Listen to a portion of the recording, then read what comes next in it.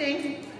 It being 6:30, I'm going to call to order the budget hearing of the Oregon School District. It is Monday, September 27th at 6:30 p.m. and we are here at the Oregon High School in the Commons.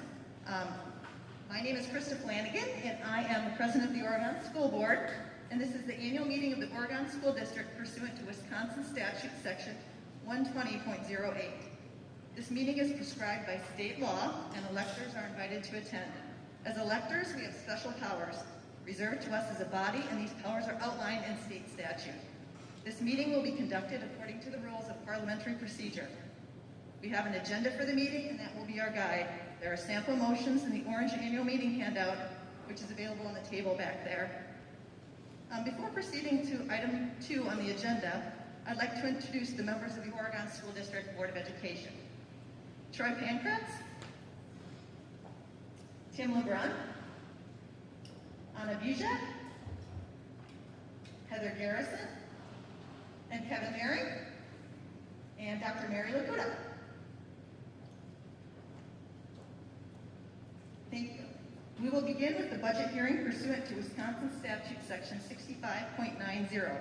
You have copies of the proposed budget in the packet, and it's on the table back there. So I will turn it over to Andy Weiland, who is our district business manager, to present the proposed budget. Thanks, Andy. Thank you, Krista.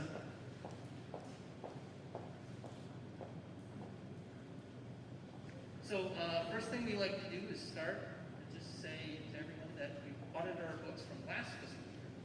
One of the things that I like to do is kind of tell folks where we were. So we're going to spend a little bit of time to kind of recap last school year for everyone. And then we'll talk a little bit about where we're headed for this next year. And then you'll have an opportunity, if you have any questions, to ask these questions. So, the books have been audited. The auditors have submitted the information to the Department of Public Instruction. We'll be getting a bound copy of that document in a couple months. So, financial report. Funds, a lot of jargon here, so I apologize if you have questions. I can try to work through those.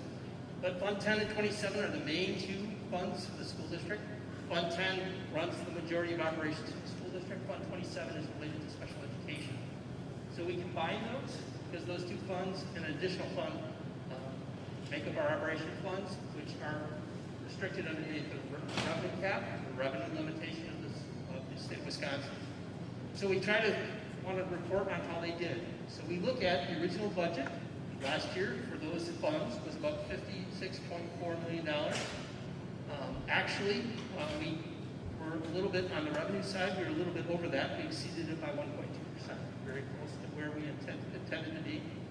On the expenditure side, we actually underspent last year. Part of that was related to COVID, related to kind of some limited operations that we were able to do, even though we did have students in school. We provided actually more transportation routes. We did have some savings related to utilities and and some other things in the district. So we actually underspent by 5.8%. The budget, if we took a look at just the budget, kind of revenues to expenditures last year in these funds, you can see though that we actually had anticipated spending about $3 million less than what we had planned to bring in revenue.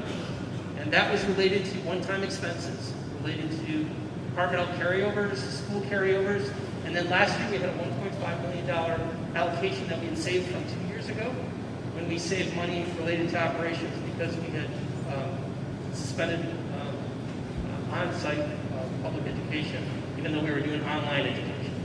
So we did save some money. We were trying to be responsible in that regard and try to hold some monies back in case we had one-time expenses. At the time, we did not know how the federal government or state government was going to react to the pandemic, and so we were holding back as much as we could so that we could react to things as we needed to. For instance, additional computers and those types of things. Actual results last year, you can see that we actually didn't spend an extra $3 million. We actually saved an extra $1 million. So we have a turn of close to $4 million. Where are those funds? What are we going to do with those funds? We assigned those in fund balance at $4 million. And you can see that we had building carryover, departmental carryover.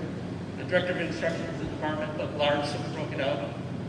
The Oregon Education Association compensation system, money left over from some years ago when we approved increasing compensation for the teachers in the district. Long-term capital trust is a new fund that we've created to help for maintenance down the road for some of our buildings. And then you can see the pandemic response district initiative amount of $4.5 million. So moving from the other funds that are in the district, you can see that we have what's called the Referendum Approved Debt Fund. These are the funds that pay for projects that we've done over the last couple of years. The last one being related to the new Forest Edge Elementary School, which we're actually having a grand opening tomorrow evening for. Those amounts represent the bond payments for this next fall, the $700,000 for the 2015 improvements, and then the $761,000 for the Forest Edge improvements, which leaves a balance of that fund of $112,000. Fund 38 is non-referendum fund. This is related to, it was called at the time, and we're almost actually done with this, WRS unfunded liability that the state incurred on the school district. And basically we refinanced that almost 20 years ago, and we're getting close to paying that off. We have equity of $38,000. We have a payment upcoming for that in the future, $26,000 for future payments. Capital projects funds. This is for the Forest Edge Elementary School. We are almost done completing payments there. We still have an amount of money in there, about $1.4 million. We are still doing some security improvements within our facilities, and we also are doing a fiber network project that were included in the referendum. So we have some things left over in that fund that we're finishing up in the next year or so. Food service funds. This has been really helpful. At the end of last school year, we actually had lost our fund balance and actually had to do a transfer from Fund 10, our education fund, to food service by about $10,000. This last year, because of the help from the federal government and providing free and reduced or free meals actually to students in our district, we were able to reestablish the majority of the fund balance that we had used up in the spring of 2020, and we're almost totally got that balance back in place. So we're real happy about that, able to do some improvements in our food service department. Community Service Fund. These run community service programs in our district. They also help run the Oregon Pool, as well as the Performing Arts Center. We had a fund balance of around $29,000 at the end of last year. A levy for revenues of $674,000, so that's fees and levy. And then expenditures of $662,000, so we had a balance that was left. State law requires us to use that excess money to actually offset the levy for next year. So at the end of the year, we're always supposed to budget have a zero balance in that fund. OPEB Liability Employee Trust Fund. These are funds that we established a number of years ago, almost 20 years now. They pay for, in the OPEB liability component, benefits for our employees once they retire from our school district. And we've been basically building a reserve to pay for those benefits. So we had revenues of almost $1 million for that, and expenditures of $713,000. We do have to put more money into the fund than we expend until the fund is fully funded, and so we've been trying to do that. Equity in that fund is about $5.4 million. We have to report to the community interest earnings that we have in that fund.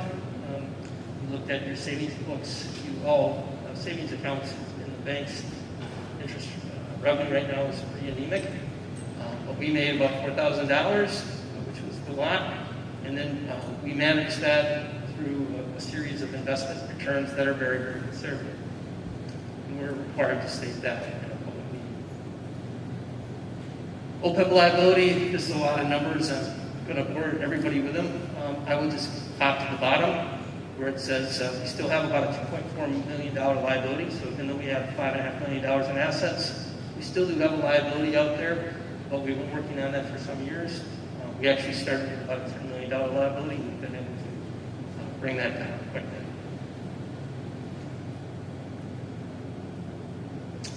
So our balances, you see employee trust fund is another thing that's there. Similar to the state, our employees, if they have sick leave when they retire from our school district, they're able to convert those funds into a benefit for health insurance. And so that's what the employee trust fund is. So you can see that there's a balance for that of about $250,000. We had about a $30,000 increase in that. Employees that converted those funds, we actually chose on their behalf to convert those funds into insurance payments for the future. And so they had about $276,000 in there, and then that was the amount that I was talking about before. So that's a quick recap of last school year. Does anybody have any quick questions about that? All right, we're going to continue on to this next year's budget. This is a very, again, high-level presentation. The intent is if the community has questions, we can get those to, try to answer those after this meeting. So first, some assumptions, and kind of some notes to the thing. Our preliminary budget is presented at the annual meeting, which is today. Next year, we would anticipate it being the second meeting in September as well. You have the opportunity to be heard about information related to the preliminary budget. That's why we're up here this evening. The board actually approves the original budget, which is kind of the final operating budget of the district, after we have our third Friday counts, which was like a week ago. We're working through those right now. And that would happen at the last meeting in October. Board of Education has a duty to vote for a tax sufficient to operate and maintain the school district by one that complies with revenue limits by November 1st. That's why we do it at the end of October. Quick thing about revenue limits, just for everybody to understand. The Board of Education can levy anything that it wants, but the revenue limit basically says that if you go over the limitation that they impose on us, which is based on the number of students that we educate in the school district, that we have to give back any money related to that back to the state if we go over that dollar. So in effect, they're saying don't do that, because if you do it, you're going to give it money back to the state of Wisconsin. So what kind of assumptions did we use in building the budget for this year? Enrollment was estimated. We estimated an increase of about 50 students. I'll go share with you right now, we're closer to the single-digit range as far as the increase in the students this year. So we're right around 9 or 10 total, which is growth. In Dane County, a lot of districts are not experiencing any growth. They're experiencing declines. We have a zero base per member increase in the state budget. The state approved a zero increase per student for us in this revenue limitation, which I was talking about before, for the 2 years. They basically said you're not getting any additional funding at all per student. Usually, pre-2010, that number was $170 per student we were getting. Last couple of years, we've done about $150 range. So we're getting zero for the next 2 years.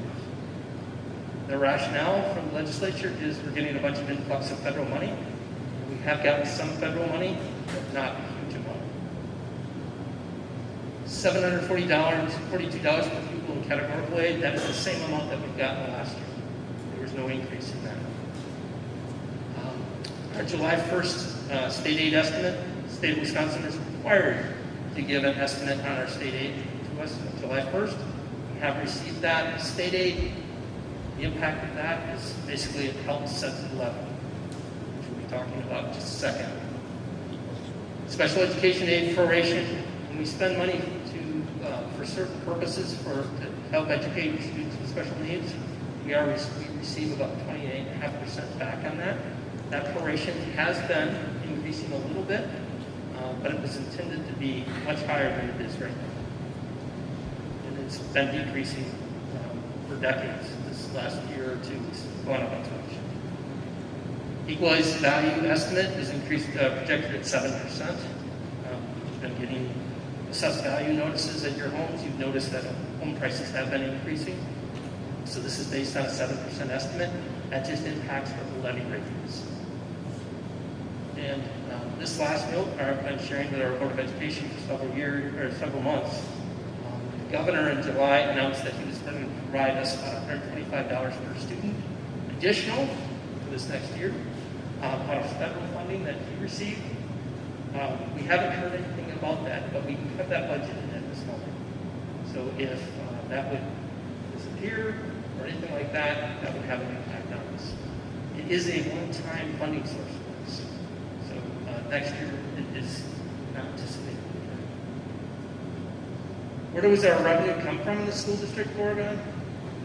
It comes from a couple main sources. Property taxes, about 42% of our operating funds. And equalization aid is that state aid amount that I was talking about, that state estimated for us on July 1st, that's about 38%. So I like to tell people we're kind of a two-income family, you get either from state aid or from property taxpayers. There is a connection between those two. The revenue limit, which I've been mentioning before, talks about how many students we have. And based on how many students we have, it determines those two revenue sources.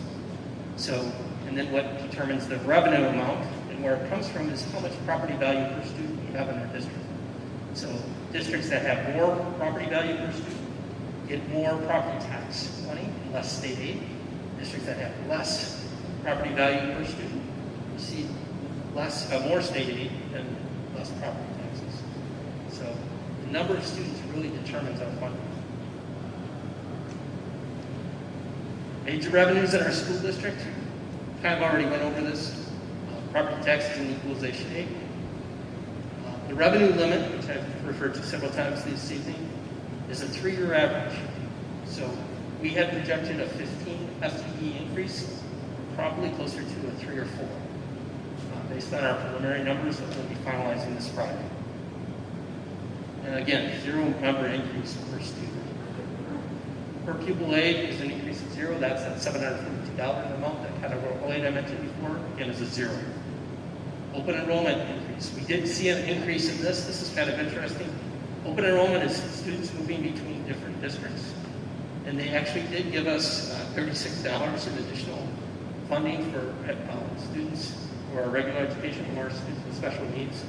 So a small increase in that area. We have about 300 and some students that come into our district from other districts, less than 100 that need, or right around 100 that need. So small increase impact for us there. But nowhere near the 4,000, over 4,000 here from our district. New revenues. So the revenue limit is an increase because it's a 3-year average. That 15 students that we talked about as an increase would have produced $166,000. It won't be that, because now we have the information where it'll be less than that. Open enrollment is projected to be about $89,000. ESSER. ESSER is a federal program. There was an ESSER 1, an ESSER 2, and an ESSER 3. We have already utilized ESSER 1 and 2. For us, I don't remember the numbers, ESSER 1 was about $100,000, I think. ESSER 2 was a couple hundred thousand dollars. We spent the majority of those things on computers for our students, so we do virtual. ESSER 3 is about $1 million. So, and we're still learning the strings that are connected to those funds. And the governor gave us federal allocation. That's that $125 that I was talking about. So if we take this and kind of get to the nth degree and look at what historically has happened in our district, and where the equalization aid and property taxes are coming from, you kind of get a feel that we are moving toward more property taxes and equalization aid. That's because our community is growing, and we have more assessed value per student than the average in the state of Wisconsin. Probably no surprise to any of you. And then we actually look at what percentage of Oregon school district is the state's total assessed values. And that tells the same story. You can see that we were 0.38% in 2011-12, and we're at 0.48%. Again, that creates the switch that allows the property tax to become more, equalization to be less. Expenditures. Again, probably not a big surprise. Staff, salaries, this is instructional support. Again, hopefully not a surprise. About 60% is our instruction, and then about 15% is instructional support. with the other areas making up small pieces of our purpose of the expenses. Here's the thing I was jumping to before. We are a very salary-based organization. So salaries make up 58%, benefits make up 19%. So we're close to 80% of salary and benefits for a staff-based organization. Purchase services, some of those would be staff based on our models. We have some cleaning services in our district that otherwise would be custodians. And then our transportation is contracted as well. If we had that in-house, that number would probably be closer to 85, 86, 87% be staff. So if we take kind of all the funds and what's going to happen between all the funds in the district in our operating area for our next budget, kind of add up all of our revenue and our expenses. And then we do have an operating transfer out, and that's that capital projects fund that I mentioned very quickly, that we're going to be transferring some funds into this next year.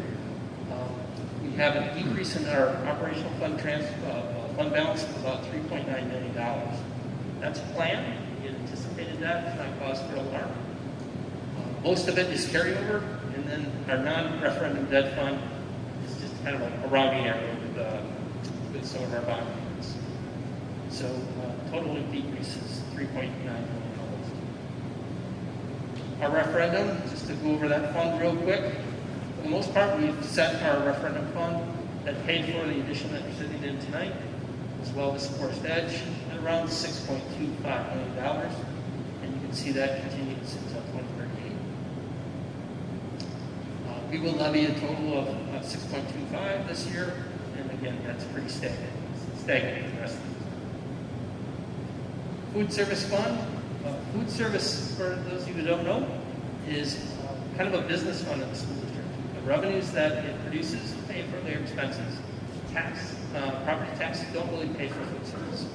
It basically works on the amount of money that it produces for both amounts that it collects from students, and recently federal dollars related to the lunch program that's going on. So we had an increase of almost $250,000 this last year. Seamless summer option food program has been continued until this next year, which basically allows students to continue to eat for free. And for the typical hot lunch meal, a la carte items are still cost for our students. And we have budgeted revenues and expenses that are balanced at $1.6 million. Capital Projects Fund. This is the fund that we talked about for Forest Edge. And we do have that $1.4 million there. We're going to bring in actually a little bit more money because we're doing a fiber project from Forest Edge into Madison. And so that's an rateable fund project, so the federal government's going to be providing some money to us to help us with that. And then we're going to expend almost half the money that's in there yet for some other projects. Employee Trust Fund, those are the funds that I talked about real quickly before, two pieces. We anticipate about a $25,000 reduction based on the employees that we have that are going to be utilizing their funds for insurance purposes. And the OPEB fund, we continue to build that fund this next year, about $188,000. Community education, pool operations are slated at about $337,000. Performing Arts Center at $22,000. Community education, this is that packet that people will receive. That we basically run different programs for. RFPs connected to most of those, $415,000, and then we utilize our buildings quite a bit in our district for community operations, and we do hire custodians, that type of thing, to make sure that everything's well kept and that type of thing. So $820,000 is the planned expenditure in that area. This is a requirement by the legislature that we say this, or at least communicating. This is a description of the Community Education Fund and the purposes of it. I won't read it to you verbatim. Basically, it talks about all the different purposes that we use community ed.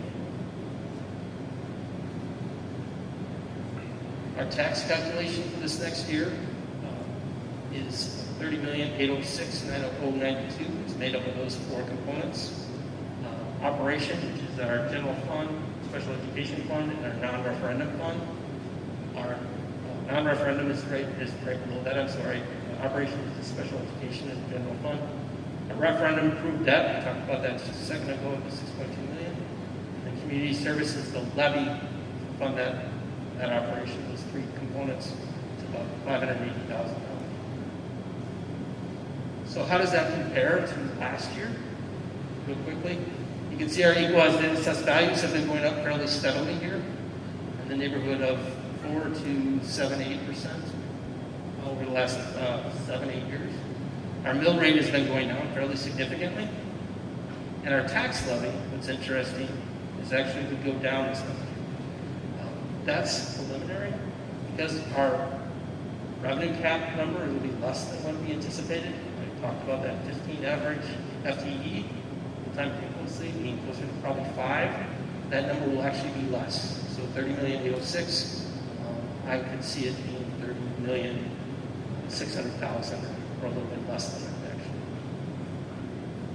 So taxes would not be going up; they'd be going down. And here's just a real quick graph of what that means from a rate perspective. And then you've got a couple different things going on here. The bottom line is our assessed values have been going steadily up. The yellow line is our equalization aid that the state gives us, kind of bouncing around a little bit. And then green is our operating property taxes, which again shows kind of a decrease from last year. All total, our revenue budget from all funds is about $68 million for revenue.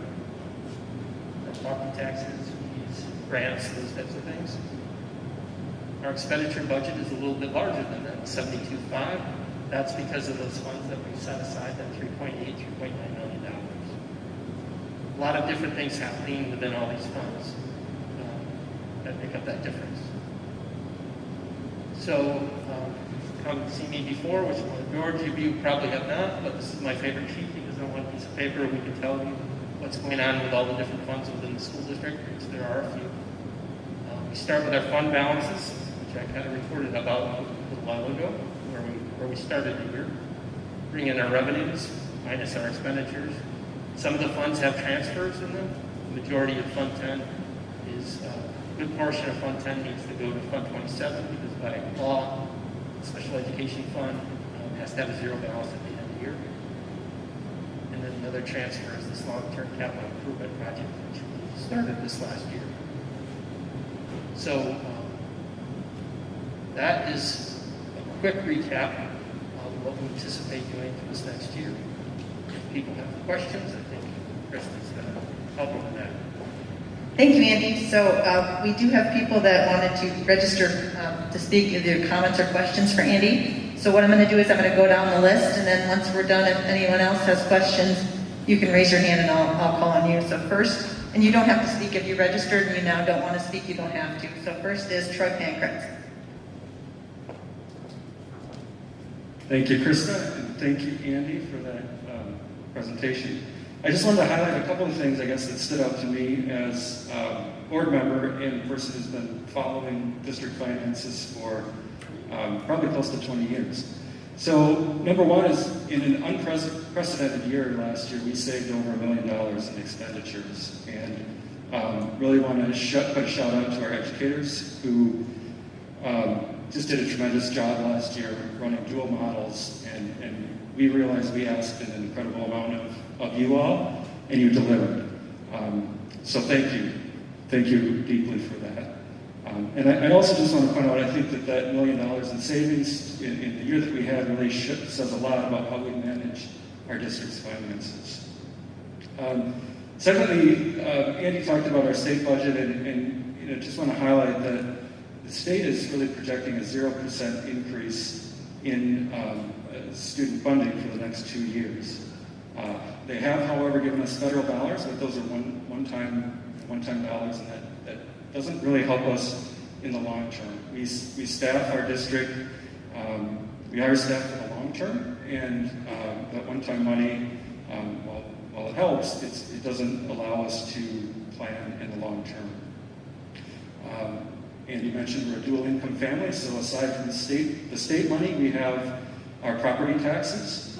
And while this coming year, our budget is going to kind of match the historical trends of the balance between state and local, as we look forward, we're going to see a need to increase our local side of that equation, if things continue to go the way we're told they're going to go. Our equalized value, our property values have increased 7% this year, which means that if our mill rate remains the same, then our tax rate would go down on the average home. But again, looking ahead, if we just maintain the same programming that we have in the district today, not looking at increasing any programming, we would still have to look at an inflationary increase in expenses in the next few years. So those are some things that we're going to need to look at as a board as we go forward. We're actually hearing at our next meeting about some strategies to kind of temper those challenges over the next few years, and looking at potentially trying to balance the impact to the property tax owner, and so that we don't go through the roller coaster that Andy likes to talk about. Andy, I guess I'll close with one question or one item I'd like you to talk a little bit more about, and that's our FTE projections. Now, when we do those FTE projections and we don't realize that exact number that we've projected, that doesn't mean that we've spent that money that we had budgeted for. I mean, we don't have teachers that are sitting in empty classrooms. It's just a future-looking number that is different when we get to this point in the budget. So maybe if you could tell us a little bit more about that. Sure.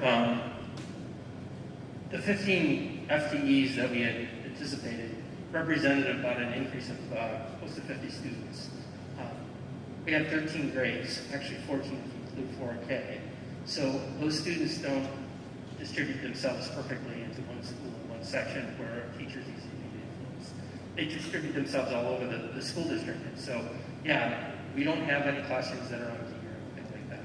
So that's just the nature of public education and managing that.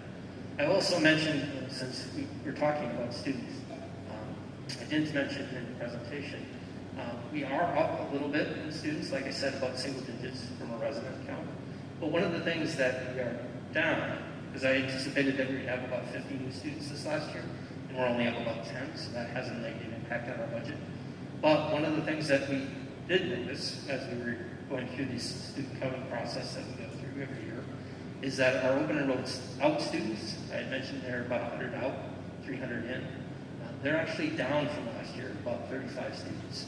So although our revenue projection was based on having more students than what we will end up having, our open enrolled out students, which is an expense to us, we have to pay the district where the students go, are lower by about 35 students. That will actually have a positive impact on our school budget. So when we're all said and done, and we bring this budget back to the school board, we will be in a little better financial situation than what I had just presented. Not a huge percent, but by about $150,000. Thank you, Andy. Sherry Pollock? Yeah. Charles Uphoff? I brought my own chair. I've had a long-term relationship with the district. All my kids graduated from Oregon High School, and I have a great sense of indebtedness to the education that they have received. Jennifer, some of you may even vote for. Jennifer, my oldest, graduated from Harvard University with honors, and her professor for her freshman English class held up a paper that was signed and said it was the best paper that he'd seen in all of his years teaching at Harvard for a freshman class. Jen said, "I learned to do it at Oregon High School." I think it's a tremendous tribute to the quality of the staff, the teachers, the people who spend their time with our kids, creating opportunities and futures for them. I consider the dollars that we're spending on education not as an expense, but as an investment. As an investment that opens up opportunities, creates possibilities for the future, for our state, for our country, for the world. And there are enormous opportunities, I think, for a school district like Oregon to provide a chance for our kids to become the best that they can be. One of the things that has been a concern is that Wisconsin, and generally the United States, has been decreasing its support for public education. There are currently more than 65 countries that spend a higher percentage of the gross domestic product on education than the United States, including Cuba, Laos, Brazil, Finland, Denmark, Norway. Frankly, that's a source of some embarrassment, and if we are going to be competitive in the future in terms of providing the most opportunities for our kids, we are going to have to maintain and increase the support that we provide for our students, because it's an investment in our children, in our state, and in our future. And I think that's something that needs to be taken very seriously, and I think a key part of that in providing a good education is involving parents and the communities in supporting the public schools. So with that, thank you again for your time. Thank you, Charles. Hope Nicholson.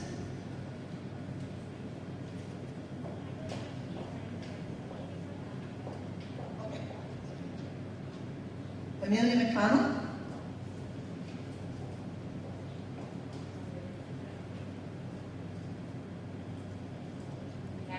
Hi, I'm Amelia McConnell.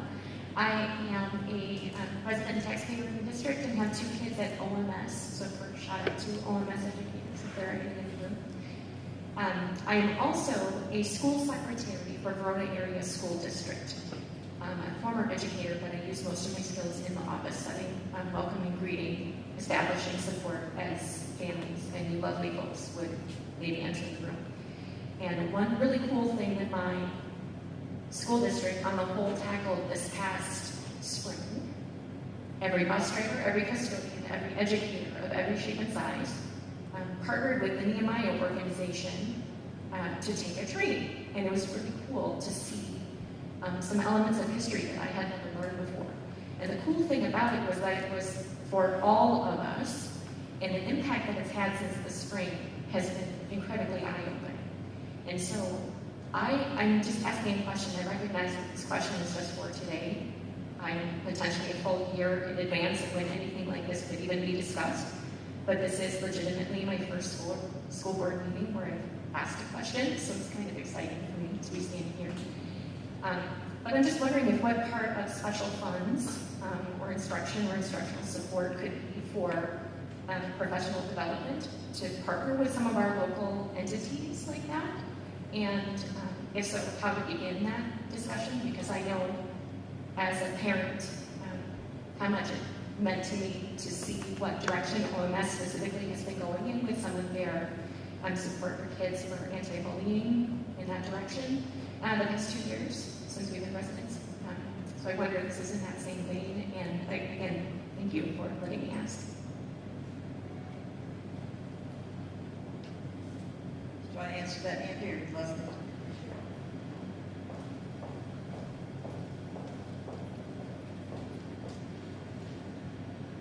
Thank you for asking that great question. As a matter of fact, we've had a long-standing partnership with Nehemiah, and we've actually purchased seats in that particular course for our staff also. So I want you to know that many of us have taken History for a New Day, and I agree, it's an inspiring experience.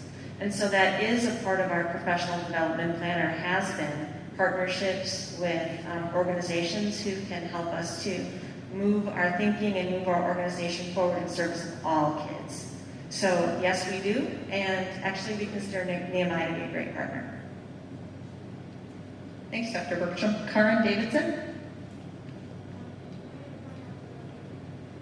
Derek Forsell. Hello. All right, moving right along. Beth Garble. Bob Garble. Gwen Mason. Sue Dana.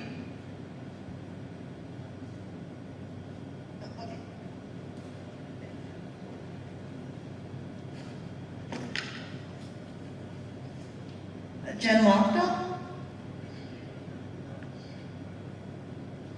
Sarah Koch, Craig or Jennifer Hansen, no. Mary Lakuda. Okay. Does anyone else in the audience that did register have any questions for Mr. Weiland? Okay, hearing none.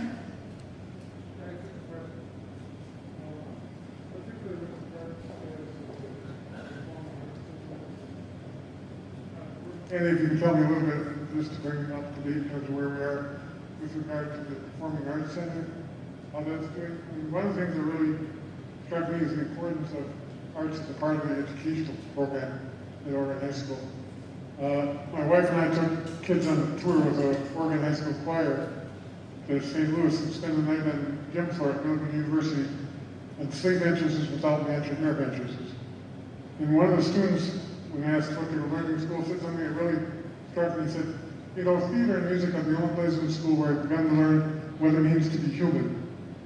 And I thought, if we're going to provide the kind of well-rounded education for our students, the arts have got to be a critical part of that. I think that is one of the defining characteristics of Oregon School District, and we continue to support that as much as we can. Our Performing Arts Center is an awesome facility.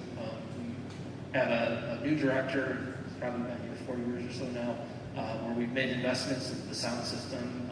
He's brought in acts from outside the community, and unfortunately the pandemic has kind of stopped a few of those things, but we are looking to ramp up as soon as we can to get that facility open in that regard again.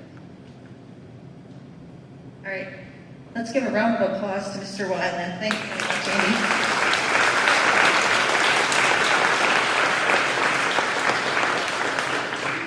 That concludes our budget hearing, so I will now call to order the annual meeting of the Oregon School District. Again, I am Krista Flanagan, President of the Oregon School District Board of Education, and our first order of business is to elect the chairperson of the meeting. It is important to note that the chairperson is not to take part in any discussion unless he or she takes leave from the chair to do so. So are there any nominations for chair? I move to nominate Krista Flanagan as chairperson of the 2021 annual meeting of the Oregon Board of Education. All right, we have one nomination for Krista Flanagan for chair of the meeting. Are there any other nominations? Second time, are there any other nominations? Third, are there any more nominations? Okay, nominations are now closed. So I will entertain a motion to nominate Krista Flanagan as the chair of the annual meeting. So, there's a motion and a second. Any discussion? All those in favor, please say aye. Aye. Any opposed, nay? All right, thank you. I will chair the meeting. So moving on to second part of the meeting are the next item on the agenda 3, appointment of parliamentarian. I will now appoint Gina Jonan as parliamentarian at tonight's meeting. Fourth agenda item is adoption of ground rules. The minutes are printed on an orange annual meeting, they were available at the door. You can find the ground rules, and so I just need a motion to approve the ground rules for tonight's meeting. I'll move to adopt the ground rules as presented. We have a motion. Is there a second? Is there any discussion? Hearing none, all those in favor of adopting the ground rules, please say aye. Aye. Any opposed? We have ground rules for tonight's meeting. Next on the agenda is reading of the minutes in the September 28th, 2020 annual meeting. So those were provided to you as a packet item. We do not need to approve those meetings because those were different electors that were at that meeting. So as long as you have those in front of you. So next on the agenda item is 6, State of the District. So it's my honor to introduce our superintendent, Dr. Leslie Bergstrom.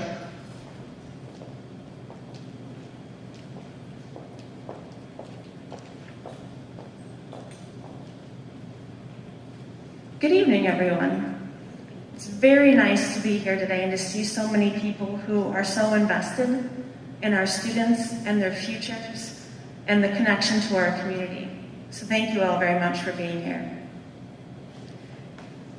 And tonight, we begin where we always begin, which is, as a school district, why do we exist? Why are we here? Our students are our mission.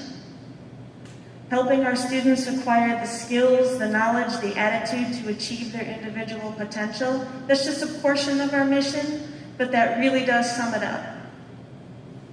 And you can see from the picture that we often like to accompany our mission with a picture from our culminating event, which is our students graduating from Oregon High School, many of whom spend 4K through 12 in that same system.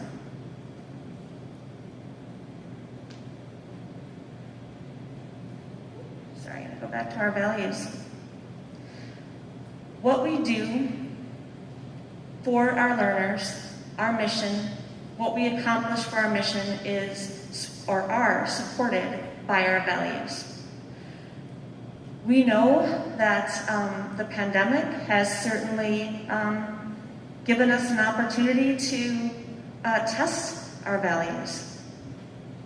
And what we have found is that the board, the administrative team, the staff, the families, the community, these are our shared values.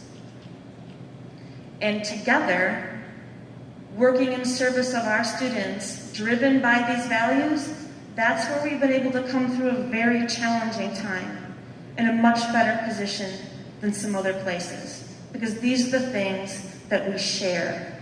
These are the things we all believe are important. Even if we have different ideas about how to get there, this, remember, came from a community engagement, 2015. These were the people who came to this community engagement, about 130 or so, who said, this is what is important to us. And it certainly has made a difference when deciding the best ways to serve our students in regular times and in times that aren't so regular. Before I move forward, I want to spend just a brief moment thanking our school board. You can see the members pictured here. What I want to thank them for is their consistency, their commitment to our values, and for their leadership. So our theme for the school year, if you haven't seen any of the school board meetings thus far, is Back Together. Because we couldn't be more excited to have our students back with us. All the time, every day. So, as we begin this school year, and you can see the pictures, right? It's school. It's kids walking to school, taking the bus to school, reading stories inside and outside, doing experiments. It's school. It's pretty awesome. And our two priorities this school year, you can see here, mental and physical wellness and high quality teaching and learning. Those are priorities that we have consistently held high. I think what the pandemic has taught us is to put a giant underscore under the importance of those two things. But this is not new. These are things that we have always said were important to us as a school district. It's a part of our commitment to the whole child, a part of our commitment to relevant and empowering learning experiences. All of those things come together. And these two priorities, mental and physical wellness and high quality teaching and learning, those things are interconnected. Students and their physical and mental wellness, that whole child experience, that is the foundation upon which you create those learning experiences that lead to high-level learning. Students who feel like they are safe and they are welcome and they belong, those are the students who are ready to exceed expectations. And it can't be done without the people. If you look around us, we have beautiful facilities. The facilities are beautiful. But it's not about the facilities, it's about the people in the facilities. And our staff has been nothing short of amazing in meeting the needs of our students and meeting the needs of our families throughout this really challenging time. And now they're also faced with a pretty significant labor shortage that makes it so that we are struggling to have substitute teachers. And our teachers are using their prep periods to cover classes, to provide continuity of instruction. So they just keep going. And they keep going because of their commitment to our students. And if you look at the picture, you can see new teachers over here in the lower right-hand corner, our back to school day where they all came into Forest Edge and we gathered and toured. Chemistry teacher up at the top. But I also want you to notice the t-shirts worn by the two middle school science teachers in the top right hand of the screen. Because their shirts say, "You belong here." And then interestingly, the high school shirts focused on One Oregon. So both of them, the staff for both schools, wore shirts the first day that focused on the fact that we all belong here. This is a school district for everyone. And they're creating relevant and empowering learning experiences, and to do that and to really have students meet and exceed expectations, they also have to have safe and welcoming classrooms for every child feels like someone sees me, and they know me, and they value me. That is what we need to be creating within our school district in order to make sure that every single child achieves their potential.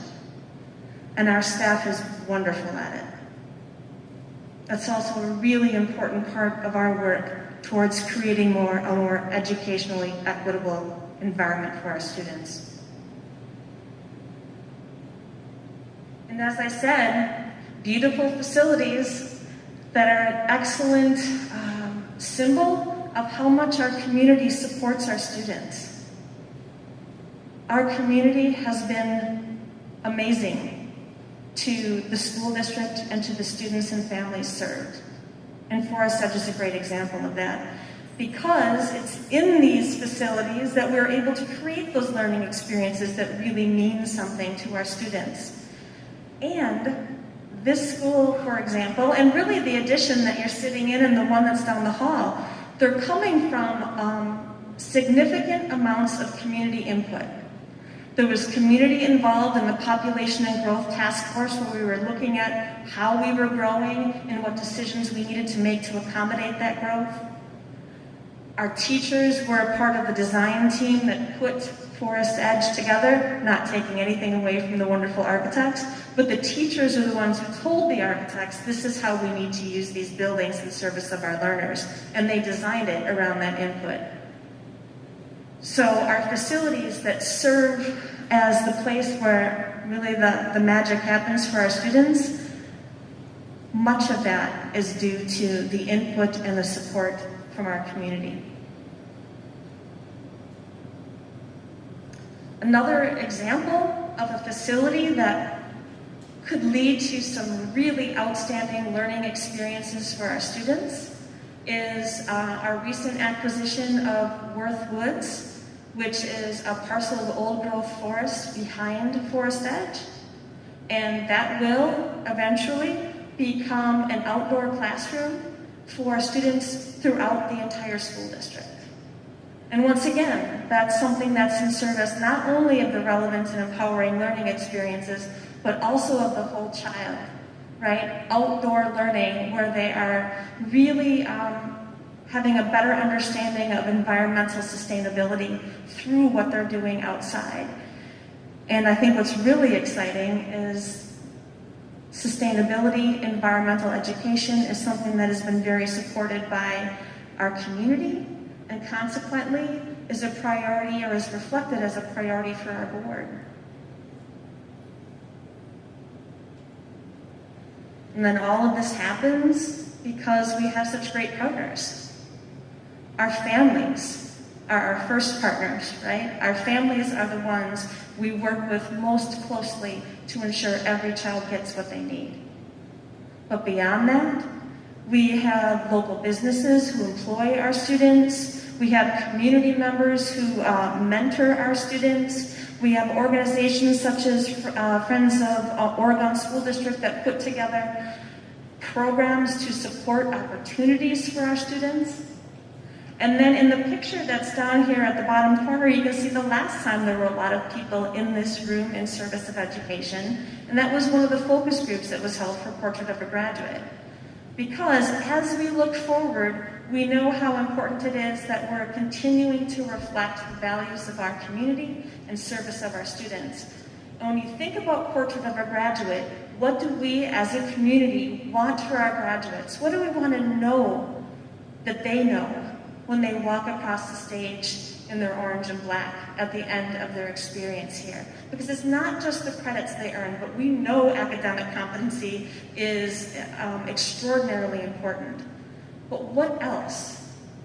What skills, what characteristics do we want our students to have after they've spent potentially 13 years with us? And our community was remarkably consistent. Whether it was a virtual interaction or an in-person focus group, people were saying very much the same things, and I'll be very excited to share with you as we get further along in the process where we're at. But one of the things that we all took away was the popularity of people saying we want our graduates to be able to feel and show empathy for others. It comes back to the idea of the development of the whole child and creating the type of classrooms where every student can soar. So as a team, I can say with the greatest confidence that we're very honored to work for this community, to serve the students in this community, and they're worth every ounce of effort. And we know that because many of you have the children that we're with each and every day. So thank you all, and that concludes the State of the District.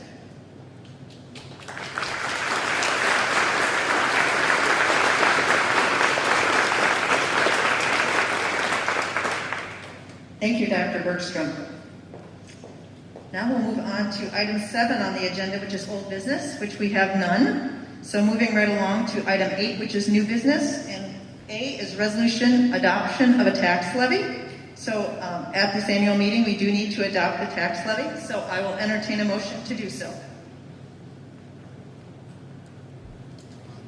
I will make that motion, Chair Flanagan. I move to adopt the tax levy as follows.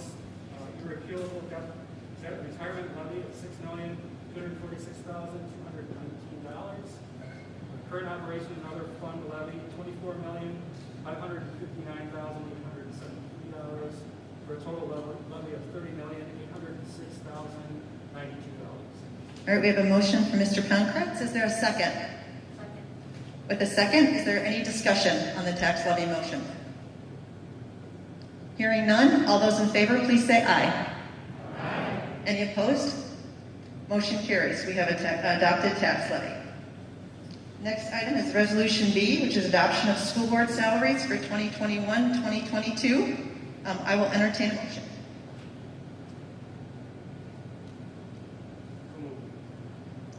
All right, Mr. Weiland with the motion to adopt the school board salaries for 2021-2022. Is there a second?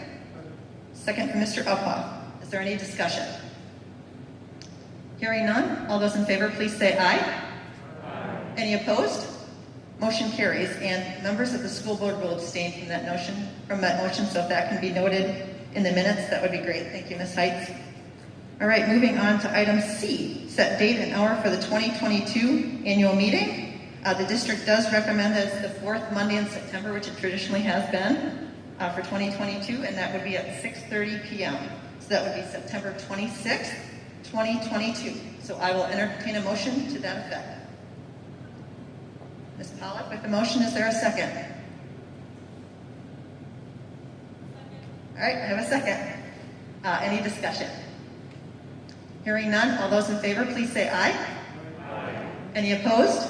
Motion carries. We do have a date for the annual meeting for 2022. That does conclude our annual meeting. I want to really thank everyone for participating this evening and being here in attendance. So last order of business for the annual meeting before the school board moves to our meeting after this is I will entertain a motion to adjourn. Is there a second? All right, all those in favor, please say aye. Aye. Any opposed? The meeting is adjourned at 7:30. and 14 seconds. Thank you, everyone. Have a good evening.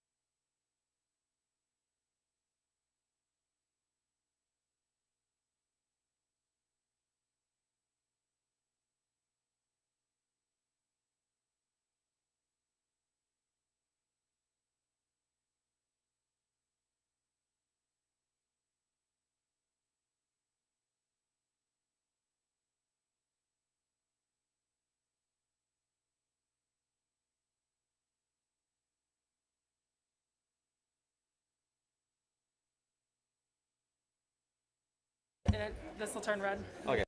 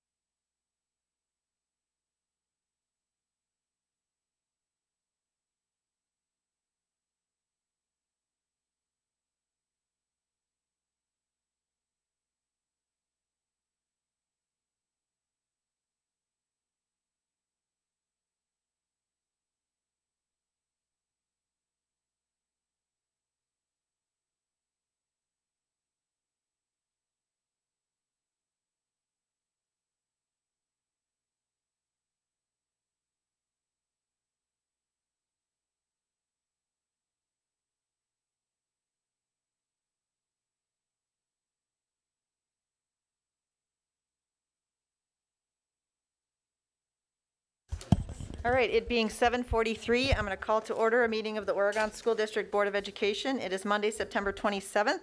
We are in the OSD Innovation Center at Oregon High School. Katie, could you please call the roll? Ms. Bijak? Here. Ms. Garrison? Here. Mr. Maring? Here. Dr. Lakuda? Here. Mr. LeBrun? Here. Mr. Pankratz? Present. Ms. Flanagan? Present. The board does have a quorum. We do have proof of notice that this meeting has been properly posted. If anyone would like to see that, it is with Miss Heights. Mrs. Heights, sorry. I will now entertain a motion to approve the agenda. I'll move that. Is there a second? I'll second. All right, we have a motion and a second to approve the agenda. All those in favor, please say aye. Aye. Any opposed? Motion carries 7-0. Next on the agenda is the consent calendar. And I will note that you do have a green sheet in front of you. That is pretty exciting. We do have a new 5th grade teacher, and we do have a new athletic director. And then we do have some change in assignments. So wanted to make sure everybody was aware of that. And we'll be very excited to have those staff members join us in the near future. So I will entertain a motion to approve the consent calendar. Is there a second? Second. All right, all those in favor, please say aye. Aye. Any opposed? Motion carries 7-0. Next on, oh, sorry, because these are contracts, thank you for the clarification. We do need to do roll call on the consent calendar. So, Katie, could you please call the roll? Dr. Lakuda? Yes. Mr. Pankratz? Yes. Ms. Bijak? Yes. Ms. Garrison? Yes. Mr. Maring? Yes. Mr. LeBrun? Yes. Ms. Flanagan? Yes, motion carries again, 7-0. All right, moving on to agenda item B, information items. First is public comment. District Policy 18005 provides an opportunity for the public to address the board.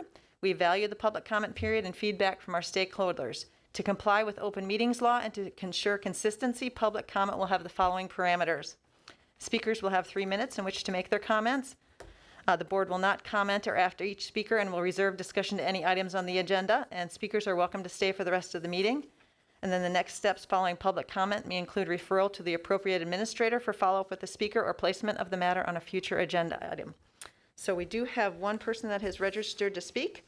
That's Hope Mickelson. So Hope, can you please come up to the microphone?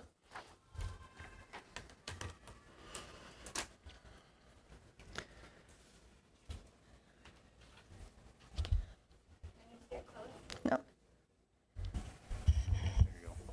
Can I leave it right there? All right. We'll start. I'm speaking tonight on behalf of a family who recently filed an appeal to the high school administration and athletic department. I would first like to start by making one thing clear. I don't care about football. I don't have any idea if our team is good or bad, and it really doesn't interest me. But I'm not here about football. I'm actually here about the mental health of our students after a year of isolation. I'm not here for just one student who I know is suffering right now, Drew Kesnick, but he is typical of many, many students. And as I advocate for him, I'm advocating for all students. We excitedly opened the school year hoping to return to normal, and that is what we want to do as parents, educators, and a community, but it's not normal for our kids. I'm not here for an exception, but for a remedy. As an educator, I see on a daily basis the trauma many of our students and families have gone through and are still feeling the effects of. I would like you to think back to your most important year of high school, how it shaped you, your friends, and who you became for the rest of your life. Now delete that entire year and imagine your life without it. Right now, we need to use a modicum of common sense and recognize that this past year has done to the mental health of our children. I see the effects in my own children. I have 3 boys in this district, and we are just beginning to start to heal from the year of isolation. I can only imagine how worse it is for the kids without siblings at home. And seeing the teen suicide rates makes me hurt. This child is not getting what he needs, and many children aren't. As a teacher, I called Drew at the beginning of the school year to check in on him. He spent a great deal of time at our house last year so he wouldn't have to do school alone in his basement. And I was informed about the situation. I listened to his grief and his sadness and about the punishment he was given from a student code of conduct that was written during a normal year. Or as Dr. Bergsom stated, a not so regular year. Or a regular year. I listened to his grief and sadness, and again, this is not a normal year, and without getting into specifics of his situation, he did exactly what I would tell my own children to do: leave a situation you shouldn't be in, be honest about it, and do the right thing. Yes, there needs to be consequences for one's actions, but to what extent and at what cost? I'm concerned that our district talks a good talk about caring for the mental health of our children, but does not act upon it. Where are the restorative measures and the growth mindset? Because I know it's not in the rigid and punitive code of conduct used to make this child feel helpless and again alone. Where is the emphasis on the top priority of mental and physical wellness and the whole child education? I'm asking this board to impress upon the superintendent and building administrators that our children need Hope your grace time is and up. hope right now. Your time is up. Thank you. Thank you. Is anyone else here for public comment? Okay, moving on to item 2, OEA report. Is someone here from the OEA to give a report? Nothing tonight, thank you. Okay, thank you, Laura. Student report, we are working with Dr. Bergstrom about her superintendent's council, so we'll hopefully have students here in the near future to speak with us and work with us as a board. So moving on to C, discussion items. First on the agenda is committee reports. A is policy. Anna. The only update I have for tonight is that we did shift our meeting date and time due to a couple of conflicts. So the next meeting will actually be held on Wednesday, October 20th at 6 p.m. It will be a virtual meeting, and so those of you who'd like to join us, please chime in. That's all I have. Great, thank you. Any questions for Anna and policy? Okay, moving on. B, vision steering. Troy. We did not meet since our last meeting, but we're scheduled to meet next Tuesday. Great, thank you. C, Worth Woods. Tim.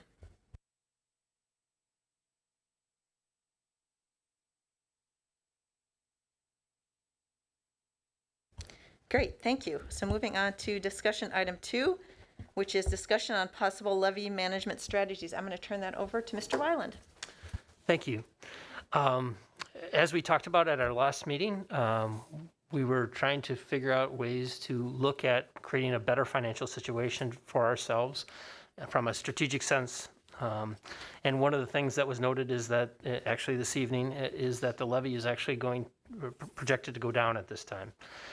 There are some things that we could do to look at that and put ourselves in a better fiscal situation. And so I asked Mr. Eric Cass to come and join us today. Eric is kind of the next Michelle. If for those of you that have been with us for a while, Michelle has been our financial advisor. She got promoted, and Eric is filling her shoes, so to speak, and happy to have Eric here with us today and talk a little bit about an idea called defeasement. So with that said, I'll turn it over to Eric.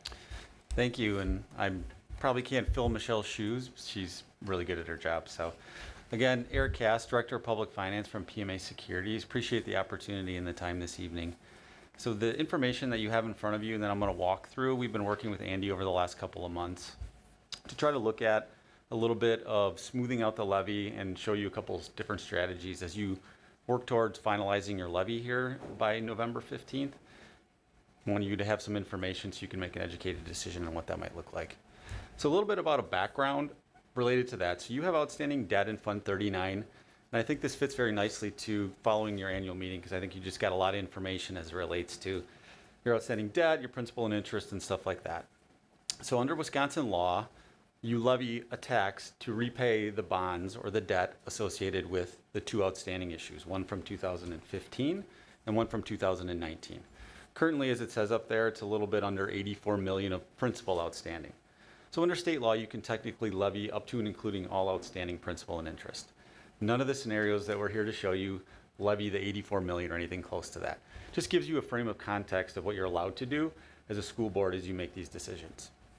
Then, after I show you a couple scenarios related to your levy projection and your mill rate projection, I'm going to shift a little bit into what are the common strategies that school districts are using.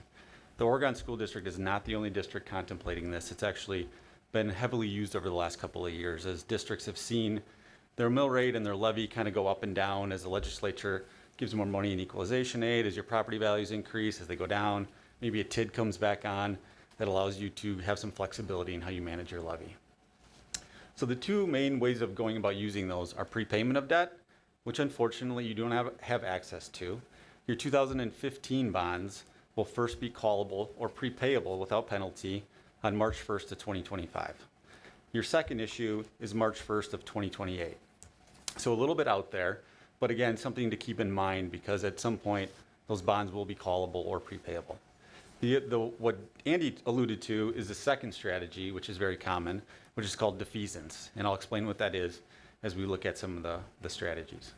If you could flip to the next one. Thank you. A little bit small, but this gives you a 10-year history of your mill rate. As you can see, it bounces a little bit. It's broken down by your general fund, your other funds, Fund 38, Fund 80, and then Fund 39. So as you see over the last 2 or 3 years, if I'm seeing it correctly, you've really been pretty flat and stable with your mill rate. So we're going to show you a strategy that would keep you at that stable flat tax rate as well.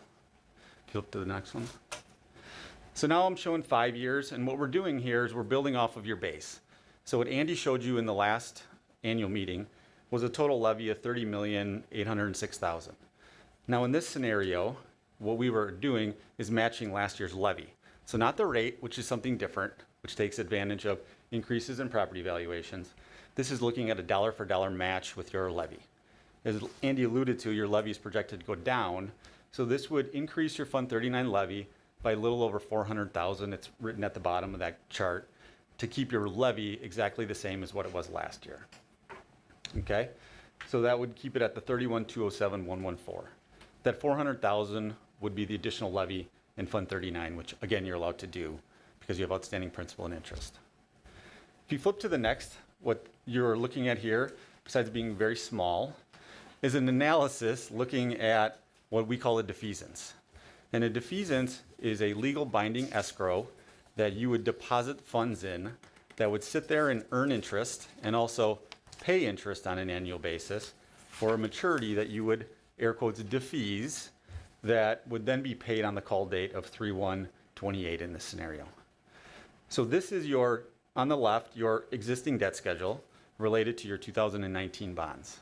Now when we do a defeasance, it's always going to be the best solution to target the longest maturity because you create the most savings on an annual basis from an interest payment standpoint. So what you see on the right is a breakdown of the annual property tax savings and the interest savings associated with paying off a maturity, which I think is out to 2035 in this scenario, or 2038, and it would be paid off through that defeasance. Now, what that will do is it will also get expensed out this fiscal year and put into place, so it'll hit your shared cost, which will have a little bit of an aid impact. But again, you guys are very close to not negatively or positively aided, as Andy and I have talked a little bit about, so it really shouldn't have too much of an impact. You can see the total savings in blue there when we look at netting out the annual interest savings. So that is really truly cumulative interest savings that you're not going to have to levy over the next 15 to 17 years based upon doing that defeasance for the $400,000. So for those of you that are a little eye strained, like myself, that number is about $174,000. Right. One thing I'd like to make clear when I review a defeasance is it's two parts. Number one, it's you as a school board and administration deciding what you want to set your levy at. So if you do additional levy, that's the most imminent decision you're going to make by November. A defeasance doesn't happen at that same meeting. We would come back, do a full analysis, because this is a projection as we get into spring. And the reason why we need to do that is because your property taxes don't come in until January 15th. So from a cash flow perspective, we need to make sure that you have the funds available in order to do the defeasance. So that timeline on the defeasance is more that March or April timeframe, so it's a little bit out into the future. But I think it's important to not only understand your flexibility in managing your levy, but also what can happen with those funds. And we would come back at the appropriate time if you do put one of these into place. Flip to the next one, please. So this strategy doesn't match your levy. You can see your levy at the top, just like before, your actual levy over the last 5 years, and then a projected levy under this scenario. So under this scenario, we're matching your mill rate of $11.19. As Andy talked about in the annual meeting, your property valuations are projected to go up 7.63%. So that's a pretty nice number, and that gives you some flexibility if you're managing to your mill rate to levy it beyond the 400,000 that would match your levy. So in this scenario, it's over $2 million that would be additional levy footnoted at the bottom, and that's that blue chart that would get you balanced at the $11.19. Now, two pieces, because when we look at managing to the mill rate, we always like to look at something called net new construction. So net new construction is not just assessed value through inflation on a home or a business. It's actual new construction that comes on the rolls. Sometimes it's a TID, sometimes it's a commercial development, sometimes it's a residential development. So to give you some context for your two largest municipalities that are part of your equalized valuation, you have the Village of Oregon, the Town of Oregon, and the City of Fitchburg. So for the Village of Oregon and the City of Fitchburg, about half of their valuation growth is due to net new construction. Actually, for the City of Fitchburg, it's over half. It's about 60%. So that's important as you think about who the taxpayers are that would be paying these bills, because sometimes when you're doing this type of strategy, you want to make sure that you're cognizant of the inflation versus the net new construction. So just important to share that. If you flip to the next one, same type of analysis, it targets the same strategy and the same outstanding bonds, but what you're going to see is we're able to pay off a lot more because there would be more levied through this strategy than there was in the first scenario. On the bottom right, the savings goes above $1 million. So there's a lot more annual property tax relief that's going to come through this defeasance strategy, again, because we're able to pay off a lot more of that final maturity in the existing debt schedule from 2019 and eliminate the interest associated with that for a period of about 17 or 18 years. So I know that's a lot of information, but again, to Andy's credit, he reached out and wanted us to lay out a little bit of what school districts are doing. And again, these are just two options. They could be anywhere in between or anything around there. It's really up to you. But as we look at how many school districts are doing, those are probably the two most popular strategies, and giving you a little bit of sense on what those projections on savings would be. The other thing I kind of mentioned at the annual meeting a little bit is the gap, that $400,000 to $500,000 difference, if you kept the levy rate, the levy amount the same, is actually going to be larger because we have less residents. Our revenue limit's going to be less than what I had talked about at the annual meeting, and this is based on. And because we spent less money than we had projected last year, we're slightly negative tertiary. Our revenue, our state aid number is probably going to be higher. And so that's going to create a little bit bigger gap as well. So I would not be surprised if it's closer to $600,000 to $700,000 gap rather than $400,000 to $500,000.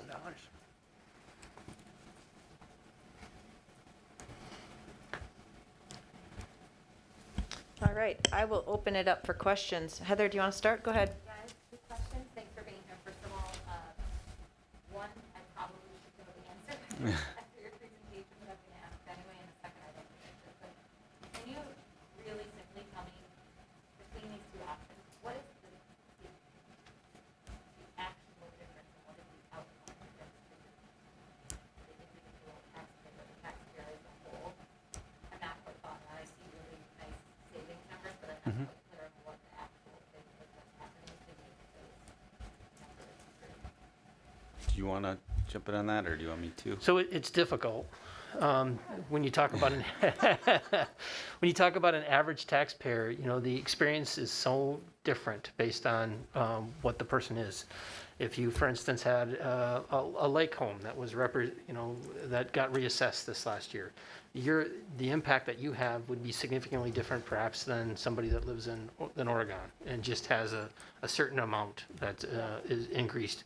What Eric was trying to get to with the new construction amount is, if you stay with the straight levy dollar amount, which is the safest thing to do, nobody should theoretically pay more in taxes for school purposes than they did last year, because the dollar amount's the same, but there's all this new construction there. So then the game or the question becomes, how high do you go before you start going over the amount of new construction? And as Eric and I have talked about, the state of Wisconsin's not really set up to even report the information that he gathered for school districts. He has to basically look at different municipalities and then guess which part of Oregon School District is in those municipalities. So it's extremely difficult It's impossible, basically, to anticipate that from even an average perspective. So the safest thing to do, from my lens, is if you lock in at what the levy was last year, you're going to create a dollar amount that you can do something with, and you're going to assure yourself that the average taxpayer is not going to be paying more in taxes than they did last year. So there's kind of a sweet spot, so to speak. If you want to go a little bit above that, that's fine. I wouldn't, if you go all the way up to that keeping the rate the same, you are going to impact the property taxpayers basically by the increase in their assessment, for the most part. Pretty close. This first number is the 75, total savings, or how Yeah, $175,000 over. is us keeping the levy this. Correct. And it's going to go up a little bit because, like I said just a moment ago, the difference between last year's levy and this year's levy is going to be larger than what we just projected, because we now know what the student count is, and that's going to be a little bit less than what we had anticipated. So you're going to have that $170,000 probably going to be in savings. It's going to be a $600,000 difference, and so that's going to turn it into probably a couple $100,000 rather than 174. That's keeping the levy the same. That's keeping it the same. Okay, and then the other option, the one on the 1.1 where Candy's more, that is doing what? That's keeping the rate the same. So rather than the levy amount, it's actually the rate. So because our assessment's going up so much, it's significantly larger. But we wanted to show you kind of the bookends of options. I mean, it's not the farthest end. Like Eric said at the beginning, you could have levied the entire $80 million in outstanding debt. We'd all be run out of here if you did that, but you could theoretically do it. So the realistic options are kind of bookended between the rate and the levy. That's super helpful, thank you, and I think it answers my second question of why wouldn't you do some of these things, and so I'm set there. Perfect. Thanks. All right, thanks, Heather. Troy? So it's a very similar question to Heather's, I guess, and just maybe phrase it differently. In the second alternative, where we're prepaying more debt, and we've got, I think it's $85,000 in an annual reduction of Fund 39. Mm-hmm. Can we convert that to a mill rate reduction? Is that measurable, or is it very insignificant? I guess You certainly can, and I know Andy will jump in here too. You certainly can convert that by your property valuations are roughly around $3 billion. So, $100,000 or around there is certainly not insignificant. It might calculate a little bit small on the actual mill rate impact, but saving $100,000 without knowing if the state's going to cut funding or what's going to do, it just provides you flexibility in the future. If you have increases in enrollment, that's going to, for the general fund will help to increase taxes. So the last piece about these strategies is what you're doing also is you are shortening the payback period, right? So under state law, you're able to borrow and pay back over a period of up to 20 years. Now you technically can go beyond that, but for you, in this case, it's 20 years. Now you're starting to, and this can be multiple years, and you can have this conversation annually, you're starting to shorten the duration where it might be 19 years or 18 years. I mean, we have some clients that have shortened this down to 12 to 13 years because they've had the flexibility to do so over the last 5 to 10 years. So ultimately, to answer your question, you certainly can calculate the mill rate impact of the 100,000.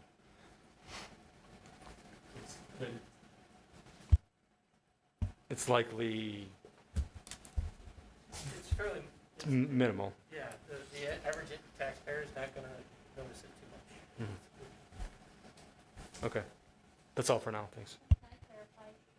Absolutely, go ahead, Can I Anna. clarify that from Troy? You're talking in that second example with the 85,000 estimated annual reduction? Yeah. So if we were to take that 85,000 and put it back into the budget, is what you're saying? Right, essentially, in future years, I was just trying to lay out, we're prepaying this debt, and that's a savings for every year of the next 17 years for this year. So, kind of taking that more, the larger scenario, where we're prepaying more of that debt, how much impact does that have? Essentially, it's a credit back to the taxpayers for the Right. next 17 years. Right.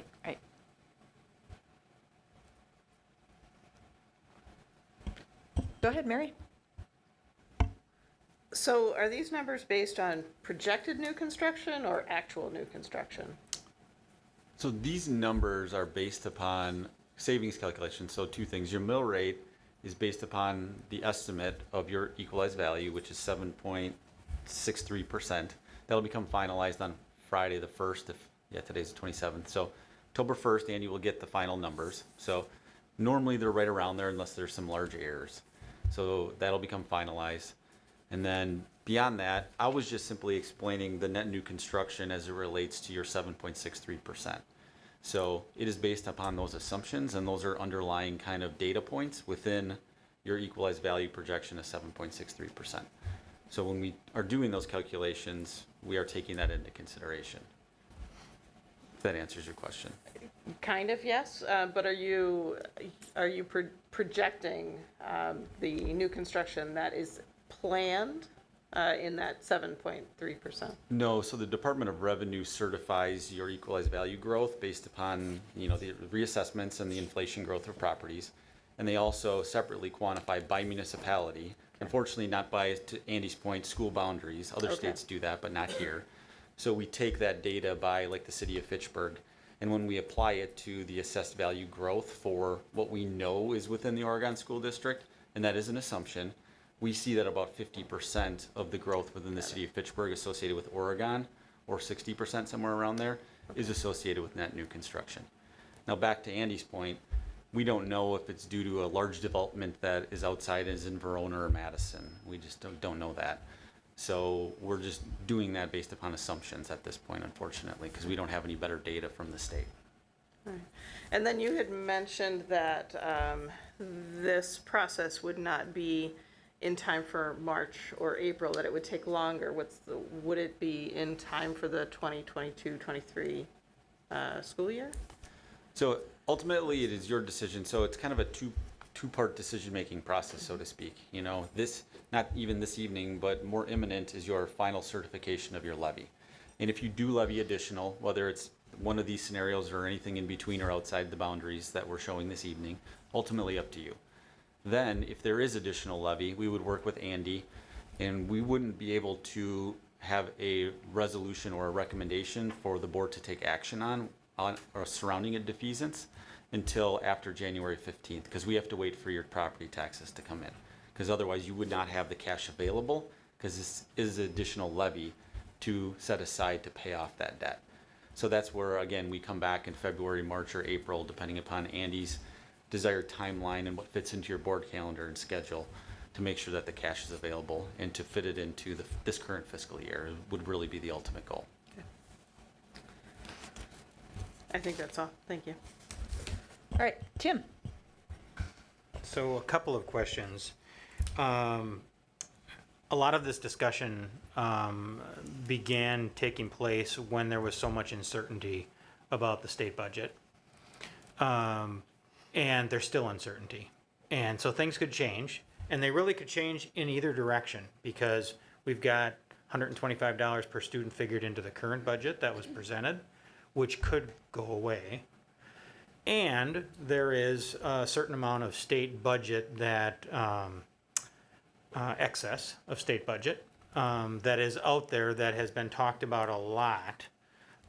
It just hasn't been talked about recently with regards to supporting schools. So we could lose funding from what the budget is today, or we could gain funding. And so with regards to these two options, frankly, what is our drop dead date? When do we have to decide? Because if we get money from the state that we're not anticipating today, till when do we have an option to say, just kidding, thanks for the options? Yeah, absolutely. You guys, after October 15th, you probably have a meeting already set to certify your final levy. So that is the drop dead date. Because once you certify your levy for the 21-22 school year, you can't go back and say, just kidding, we do want to levy more, or we didn't really want to levy more. Okay. That's your decision point. So you have from now until whatever that date is. I don't know when that date is. Maybe you do.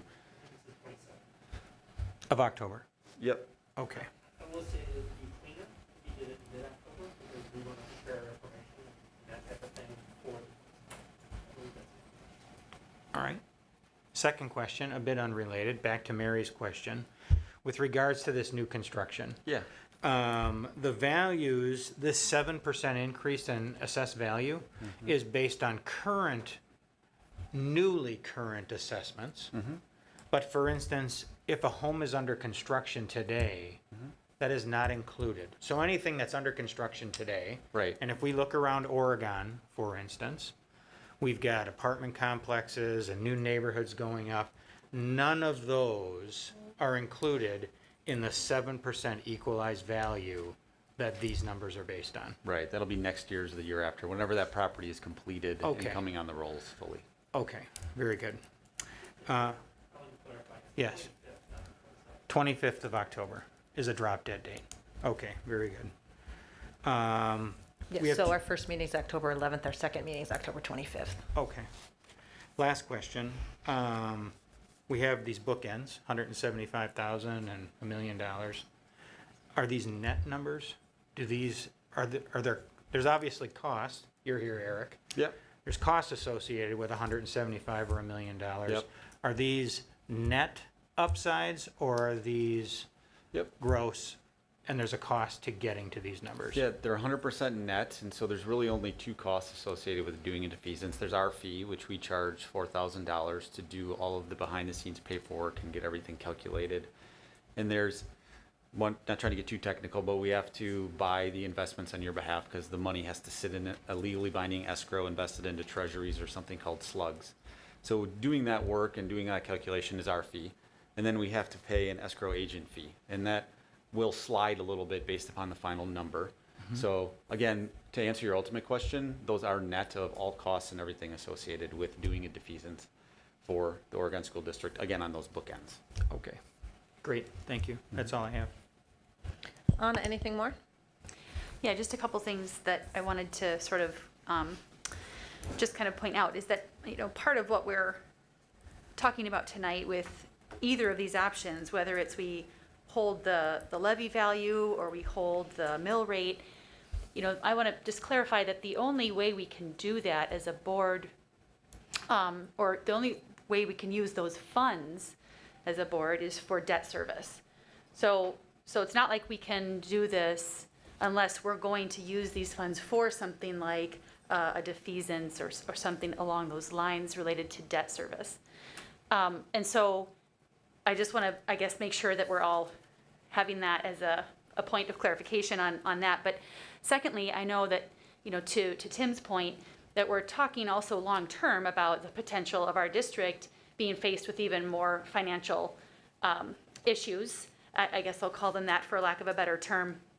And that by doing this for the upcoming year, puts us in position where if we felt that we needed additional funds just to hold constant the education that we're offering our kids, whether it's the facilities that they're served in, or the teachers that are there, and the administrators that are supporting all of that, that if we do need to go to referendum to request additional funds to exceed that tax levy, we are, the hit to our property tax would not be as significant because we would have built in some of that additional funding through this defeasance, and next year, if we're faced with a situation, maybe we would, if we want to use it for something other than debt service, it includes a referendum, but it makes the financial impact or the hit to a property owner less significant. And so I guess I'm looking at this also from the long term and just want to, talk through that scenario to understand how that works. So that's, Mr. Pankrak said at the last meeting, that's the roller coaster, and Andy's the killjoy that tries to take the fun out of it, right? And try to keep it kind of a level thing. So absolutely, that would be the intent. If the board was able to use $500,000 of the levy, and then we needed $1 million in a referendum, that $500,000, the property taxpayer would have already paid that this last year. They wouldn't notice that. They'd only recognize the additional $500,000. So that is absolutely a strategy to try to smooth out the impact of something like this. But that does take a separate action from you, and as Eric said, the defeasance is a separate action. going to referendum would be a second action as well. And to Tim's point, that can happen down the road. It doesn't have to happen now. We might know more information later on. Okay, can I ask clarifying on that? So related to that, if we were to make a decision that we're going to go forward with the defeasance and we're going to hold let's just go with scenario one, right? We're going to hold the mill value, or excuse me, the tax levy, the same tax levy value. And we enter into this, agreement or this plan. How long do we have to be in that plan? Or can we say, okay, we're done doing that. We now want to reallocate these funds to something else based on this referendum that we've done? The referendum is separate from the debt defeasance entirely. All it does is kind of set the levy, the dollar amount of the levy. So you're not locked into any specific anything. You could let the levy go down next year if you wanted to, or you could go to referendum and increase it a little bit. It's totally up to you, and we'll know more information as we get into the next year. Kevin. A lot of great questions have already been asked. I just have a historical question about what the district's history is in terms of defeasance. Is this something we've done in the past? Recent past, I guess? There we go. I think we did a defeasement probably in the early 2000s once. Most of the time we've been doing calls, where we've been lucky enough to have debt service that's callable, and that's what Eric mentioned before, which there's a significant advantage to doing it with a callable. We aren't limited to some of the, and Eric can get into this, we aren't limited to some of the constraints that are related to a defeasement. So, and it's kind of like refinancing your house at that point in time. Yep, exactly. Yep. Again, the calls are 2025 to 2029. 3/1/2025, yep. When we sell our bonds, what's typical in the market is 10 years callable. So after you issue them, at 10 years after you issue them, they're callable. Okay, so if we have, go ahead, Heather. No, go ahead. Andy, this is for you. I just want to clarify Tim's comment. So I understand how we could lose funding if the budgeted amount that Governor Evers that we're counting on doesn't happen. That's how we would lose funding. I am not clear on how we would be gaining funding in the near future. Is there some, did I miss something?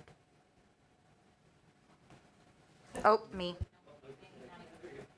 There we go. I think what Tim's referring to is there is an amount of money that hasn't been allocated in the state budget. The governor has tried to call special session. The legislature gavelled in and gavelled out. But potentially, the legislature could change their mind and allocate those funds to school districts.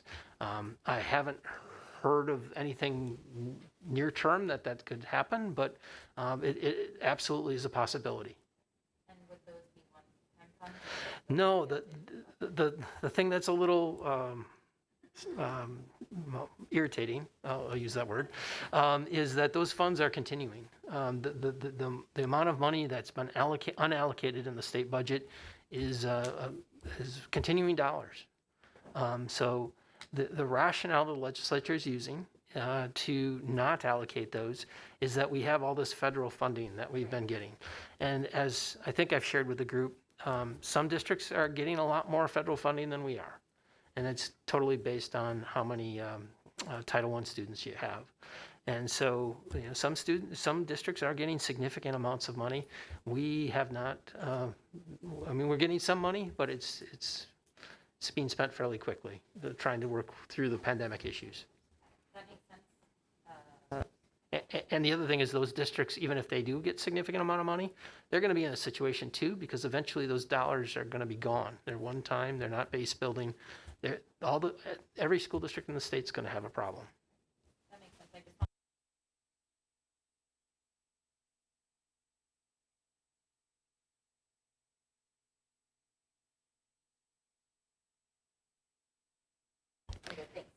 Andy, I'm just going to put you on the spot for a little bit because you live school funding and you live it a lot, we live it a little, but this is confusing to the average taxpayer.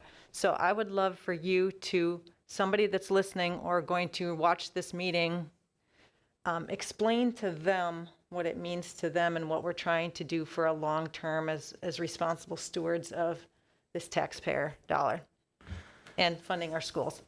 So essentially where we're at is, the average taxpayer is paid their taxes last year at a certain dollar amount. This year it's going to go down. It's going to go down even if we would continue to have the same dollar amount of our levy, because as Eric said, there's new construction that's in the school district. And so those people are going to be participating in paying for that same dollar amount, just like happened last year. And so everybody's portion is going to go down a little bit, even if we levy at the same dollar amount that we did last year. If we levy at lesser, it'd go down a little bit more. But what we'd like to do is kind of smooth it out a little bit. And if you ask me for my recommendation, I would go, let's keep the dollar amount, the levy at the same point of view, or the same amount as last year, and then use that amount to defease some debt, put ourselves in a better fiscal situation. We talked about needing to build a new school eventually. There's some strategies that we can talk about that down the road. We don't have to confuse the situation, but that puts us in a better position. And then the dollar amount would go down in the future if we wanted it to. We could continue to defease, or if the district wanted to pursue kind of taking a more proactive stance at our budgeting issue. The budgeting issue is our budget this year is predicated on a one-time allocation of funds, and next year we get a 0 increase per student. And that's going to be difficult because, as Dr. Bergstrom talked about, our employees are under a lot of stress right now. The cost of living is increasing, and we don't have money to provide any increases. And so if we want to take a proactive instance and try to have additional funds, how can we kind of keep things as level, even keel as possible, rather than having our taxpayers have a reduction in taxes and then a larger increase as we come up out of the valley of that decrease. Let's keep it more level and steady, and so people can anticipate that level of commitment to the schools, and we can put ourselves in a better position potentially if we need to go to referendum. Has that fairly well? Yes, I think so. Any other questions from the board? What are you looking for from us tonight, Andy? I guess the discussion's been helpful. I think that we're answering questions. We would like to, if the board is open to this, prepare an option. At the October 15th meeting, we will have for sure the amount of state aid that we have. We'll know what our equalized assessed value is, and within a couple days we're going to have our student counts kind of nailed down because they're due to the Department of Public Instruction by Friday. So we're going to have all the numbers that are kind of outstanding known probably in the next week or so.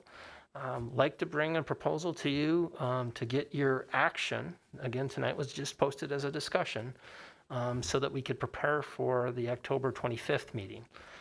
As Eric said, we could wait to the October 25th meeting, but then Andy's going to be in the corner with his computer typing out things and trying to figure out, and that's when errors happen. So we don't like to have that happen if possible.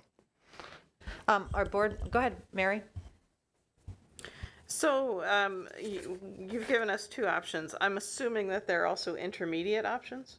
Absolutely. And you don't even have to pick a dollar amount, right? If you could just kind of tell us what strategy you like we'd like to keep the levy the same, or we'd like to keep the levy up, but hey, let's go a little bit, let's go another 100,000 because there's some new construction out there, and although we don't know the impact, we know that that's a number that would be acceptable to our taxpayers because so much of our assessed value increase is related to new construction.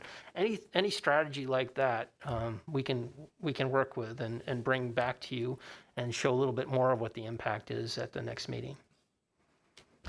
Does that sound palatable to all the board members? Is that we move the discussion forward just in terms of some more solidified options? We could put it on the agenda as an action item, but we do not necessarily need to take action at that meeting.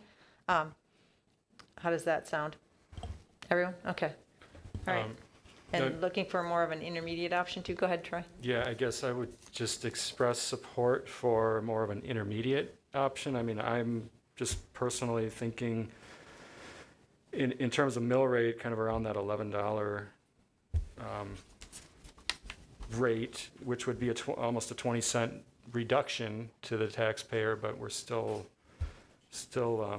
kind of buffering that for future. I think Tim made a really good point about new construction that's out there but not yet on the tax rolls. So just kind of throwing that out there, where my head is at is kind of that $11. Tim, do you want to comment on that? Does that sound good to you?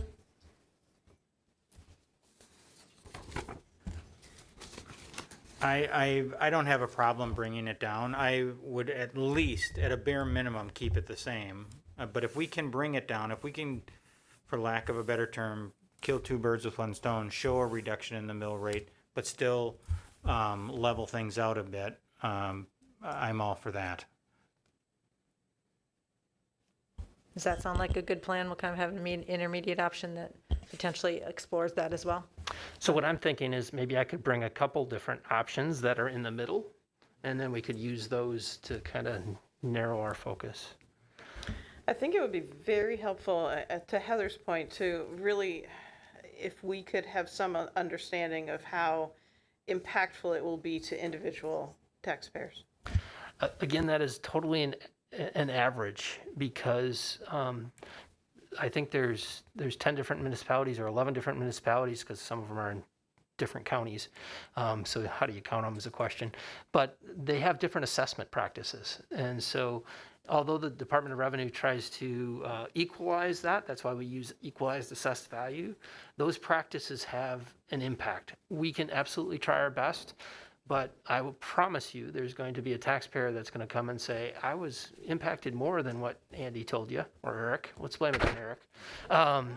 And there's somebody that's probably going to be impacted less, but you're not going to hear for that person. So as long as we have that understanding up front, we're good.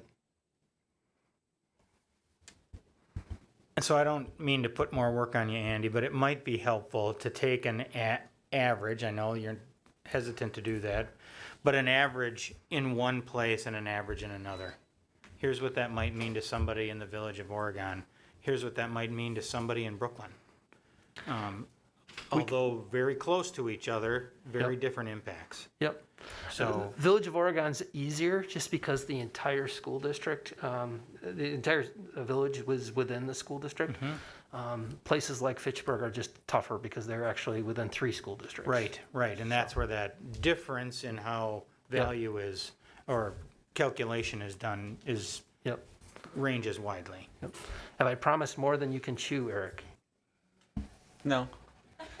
I mean, a lot of what you're asking is, and I think Andy does a great job of stressing this, it's going to be based on assumptions, just because we don't know where net new construction exactly is. So we certainly have done for like Edgerton and Verona some modeling and outlining and being transparent about what are the assumptions within that. Because to Andy's point, I don't know if home A went up because it got reassessed for the first time in 10 years or put an addition on or something like that, versus, you know, a brand new home that came on the tax rolls and where they are. So as long as you're okay with that, we can get as close as we can with assumptions footnoted and go from there.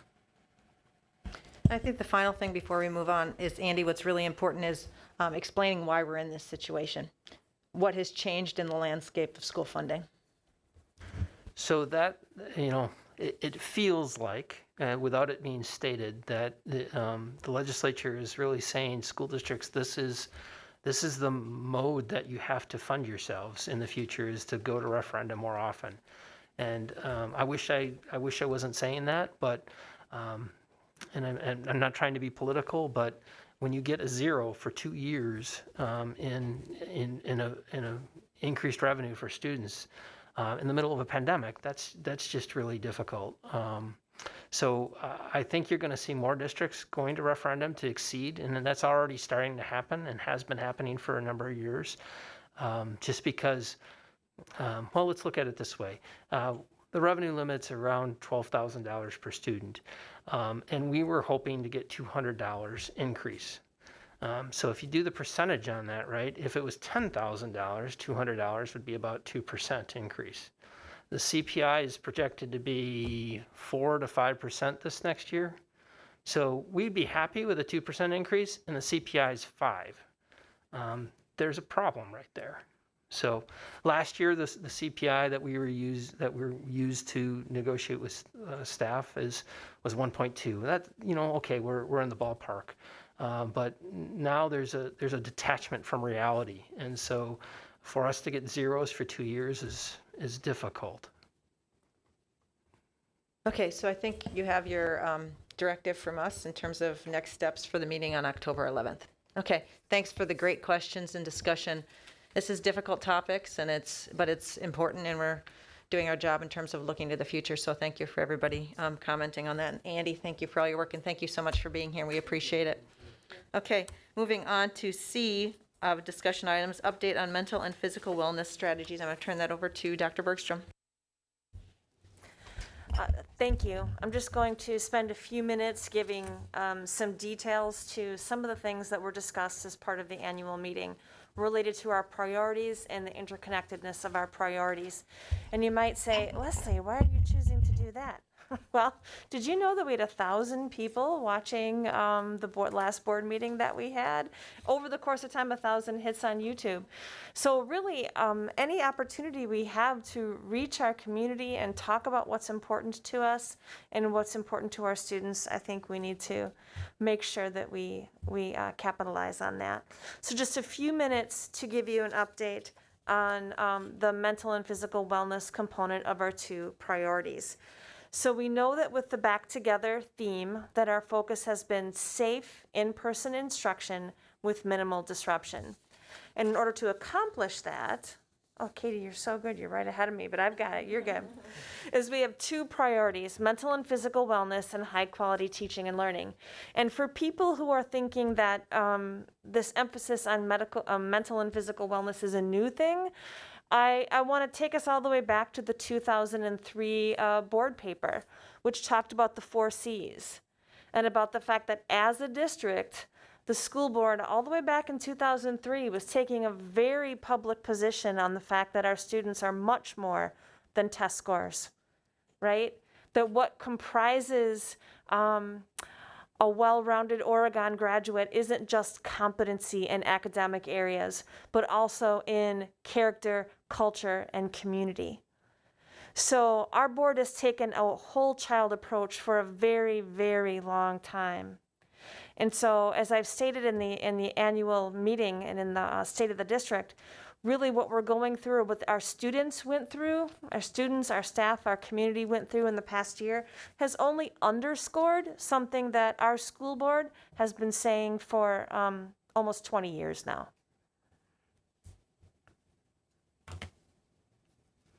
So our students who are healthy and feel safe and supported are the most ready for learning. And that's what's really important, because I know that there are some people who say, you really should be spending all of your time on the academic component of things, because our students, I think the term used often is lost so much related to academic learning. We don't use the term loss when we're talking about it. But one of the things that's really important when thinking about students and their needs that have evolved over the course of the last year and a half is that in order to really get to that important learning that is academic based, you have to create a scenario where the students are most ready to learn. And that means that we have to look at the physical and mental wellness, and we have to do so with every one of our values, right? Because they're all interconnected. You can't take out one of the values and get the result that we want. Just like you can't just focus on high quality teaching and learning and not the physical and mental wellness and get the result you want. It's about these things that are interconnected. If it was a one solution problem, then everybody would have solved it a long, long time ago. This is about many, many things that are important to creating the experiences that are key to our students. So when you look at this phrase, students who are healthy and feel safe and supported are most ready for learning, it should probably bring to mind some of the t-shirts that the Oregon Wellness group has has worn for several years now. I think that's healthy, active kids are better learners. Thank you, Miss Miller. I've got several of those t-shirts, absolutely. And it's really the exact same idea, right? Healthy students and everything that encompasses health. So for physical, that can be, just as an example, healthy eating, exercise, sleep. You'll also notice a connection to the questions from the Dane County Youth Assessment, because we measure those things because we know the impact they have on our students. And then the mental wellness. And here's the other thing, is that we've so long been so supportive as a district of supporting students and their mental health. But the thing about social emotional learning is that is teaching the students the skills that are necessary to maintain mental wellness throughout their life. There's a connection there. Social emotional skills help students maintain mental wellness. And that's through the idea of being able to identify their emotions, to regulate their emotions, to be able to set and achieve goals, to feel empathy for and show empathy toward others. All of those things are a part of the social emotional learning skills that we teach in service of students and their ability to maintain mental wellness throughout their life. All of these things are highly connected, and we can't get to the learning until we've also created the spaces where students are ready for the learning. So what does that mean for your child in the first few weeks back? And that's a really important question. And what it means is, and for many cases, we are going slow to go fast, because we're spending time at the beginning of the year creating the classroom communities that will provide the best possible foundation for the learning that needs to happen throughout the school year. Please don't get me wrong. It's not as if everybody's playing games in the first month of school, right, in service of creating communities. But it's about being intentional in this effort and spending more time than one might necessarily think one should. But when you are able to do that, in the long run, we firmly believe that it actually is going to lead to better learning, because the students will be in a better place. They'll feel safe to take the academic risks that are really important when you're pushing students into that zone of proximal development, where they're feeling the challenge. And that's where all of our kids should be. They should be in the place where they feel the challenge. But they need to be able to persevere through that challenge. Otherwise, it's so easy for kids to shut down as soon as they feel that level of challenge that makes them feel uncomfortable. So all of these things are really important in being able to push students to high levels of achievement, where every child gets the idea that I can do it, and my teachers expect me to do it. So we're spending a lot of time getting to know one another and creating communities and providing consistency through norms and routines. Our students, some of them, if they have been online learners, haven't been to school in almost a year and a half. Think about that in the life of somebody who's in second grade. That means that they had half of a year of kindergarten, and now they're coming back to school, and they're really learning to be learners yet again. And so we have to spend the time. And so if you have a child who's, you think, wow, they're spending a lot of time on this community stuff, it's purposeful. The teachers are doing it with intention, and it's very much related not only to their social emotional wellness, their mental health, but also to their academic readiness. It's how we're helping them to get ready. And just as an aside, you can see the pictures here on the slide deck. They're called, oh my goodness, I had it written down because I loved it. I think it's identity quilts. So at the middle school, students were asked to create a visual representation of what was important to them, what was important to their identity. And then all of those pieces were put together to formulate an identity quilt. And I think that's just one symbolic representation of the fact that our schools are trying to honor every individual and who they are when they come to us and see their strengths and build off those strengths.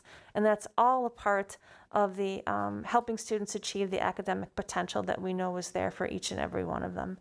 It's all connected. You can't tear one apart from the other. So I just wanted to have an opportunity to put that out into our space again, because I know how much this board supports the emphasis on the whole child, and that we have never needed it more than we need it now. Great. Thank you, Leslie. I'll have the opportunity for the board to ask questions if they have any questions of Leslie about that presentation. Kevin, anything? Anyone? Okay. Okay, go ahead, Heather. This isn't so much as a question as a comment, and I'm so glad that we're talking about this. I think I'm seeing it at home. I have a kindergartner here, and so not only is he coming home, learning letters and all the academic things, but he came home and told me about 5-finger breathing, and I did not know this. I'm 42, and he taught me how to take a breath in and out for each finger, up and down, because that's what Miss Primo, shout out to Miss Primo, taught them in kindergarten. And so I think how wonderful it is that he's not only getting the academic support that he needs, but also the social and emotional learning. So I just wanted to say a big shout out, and I love that we're starting that early, because Portrait of a Graduate starts for me in 4K. So thank you. Good point. Now we've all learned something this evening, all right? Well, and that's the piece I think that's really important too, is our students in some cases are so much further ahead than we are as adults, because we never learned this. And so we're doing that now in terms of how to meditate or learn our own or manage our own mental health, and our kids are kind of ahead of us in that. And I think that's one of the things that we're working on as a school district is how can we bring parents along in this learning, because we had never had a part of it in terms of when we went to school, and it's so needed. So I appreciate your comments tonight, Leslie. Thank you. Okay. Moving on to closing, future agenda. We do have one. We know what's on our agenda in terms of Andy's presentation with Eric tonight, so that's coming up. I think we'll have some policy agenda items as well, and then we'll have updates from committee reports in terms of, visioning will meet in Sewell Worth Woods, so that will also be on the agenda. If anyone else has anything that they'd like added to the agenda, please let me know, and we will do that. All right, it's been a busy evening. Thank you for everybody for plowing through tonight. I will start with checkout. Tim, anything? Nothing from me. Anna? No report. Kevin? Mary? Just thank you to everybody here. Heather? Yeah. And thank you, Andy. It was a big evening for you, and we appreciate all your work that you've done for so many years in this district, and we're in a great shape because of the job that you do. So I just want to make sure you know that. So thank you very much. And Leslie, great job tonight with your State of the District. So I will entertain a motion to adjourn. Is there a second? Second. All those in favor, please